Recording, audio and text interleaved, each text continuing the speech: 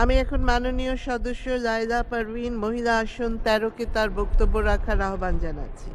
আপনার সময় 7 মিনিট। মাননীয় স্পিকার, আমার নির্বাচনী এলাকা সাতক্ষীরা। আমরা জানি যে পদ্মা সেতুর ওপরে সবচেয়ে সর্বদক্ষিণের জেলা দক্ষিণ পশ্চিমাঞ্চল, যেটি উপকূলীয় জেলা সাতক্ষীরা জেলা।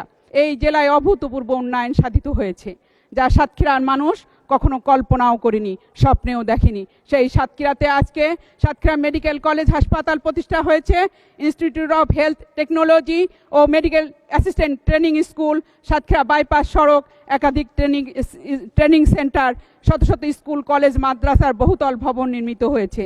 বিভিন্ন স্থানে ব্রিজ কালভার্ট সহ গ্রামের অজপাড়াগাঁয়ের মধ্যেও পাকা সড়ক নির্মিত হয়েছে। ইতোমধ্যে সাতক্ষীরা বিজ্ঞান ও প্রযুক্তি বিশ্ববিদ্যালয়, অর্থনৈতিক অঞ্চল, বসন্তপুর নৌবন্দর, ভোমলা স্থলবন্দরের আধুনিকায়নে বিভিন্ন প্রকল্প গ্রহণ করা হয়েছে। ক্রীড়া কমপ্লেক্স, 6 লেন ও 4 লেন সড়ক নির্মাণ সহ আরও অসংখ্য উন্নয়ন প্রকল্পের বিভিন্ন পর্যায়ের কার্যক্রম শুরু হয়েছে।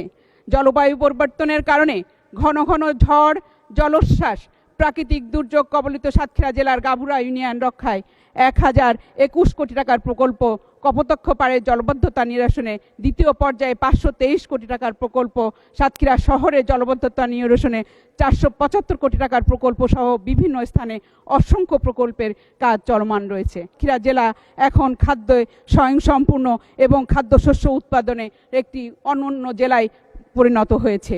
এখন জেলায় প্রতি বছর 6 লক্ষ মেট্রিক টন চাল উৎপাদন হয়। শীতকালীন গ্রীষ্মকালীন সবজি উৎপাদন হয় 4 লক্ষ মেট্রিক টন, 26,000 মেট্রিক টন বাগদা, 11,000 মেট্রিক টন গলদা চিংড়ি এবং প্রায় 1.5 লাখ সাদা মাছ উৎপাদন হয়।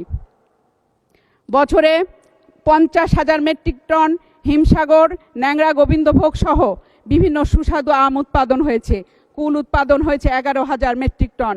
দেশের দ্বিতীয় বৃহত্তম দুধ উৎপাদনকারী জেলা সাতক্ষীরায় প্রতিদিন 1,50,000 লিটার দুধ উৎপাদন হয়। সুন্দরবন থেকে প্রায় 1 লাখ মেট্রিক টন মধু সংগৃহীত হয়। উৎপাদিত এসব খাদ্য সামগ্রীর অর্ধেকেরই বেশি সারা দেশের চাহিদা মেটাচ্ছে। আমাদের চাষিরা বহু পরিশ্রম করে ফসল ফলিয়েও পরিবহন ব্যয় বেশি হওয়ার কারণে প্রতিযোগিতামূলক বাজারে তারা আজ পিছিয়ে যাচ্ছে।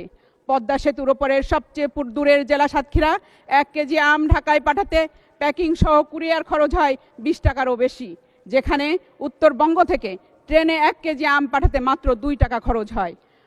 বাংলাদেশের স্থলবন্দরগুলোর মধ্যে অন্যতম একটি স্থলবন্দর সাতক্ষীরা ভোমলা স্থলবন্দর, যেটি কলকাতার সবচেয়ে সন্নিকটে এবং যার দূরত্ব মাত্র 86 কিলোমিটার।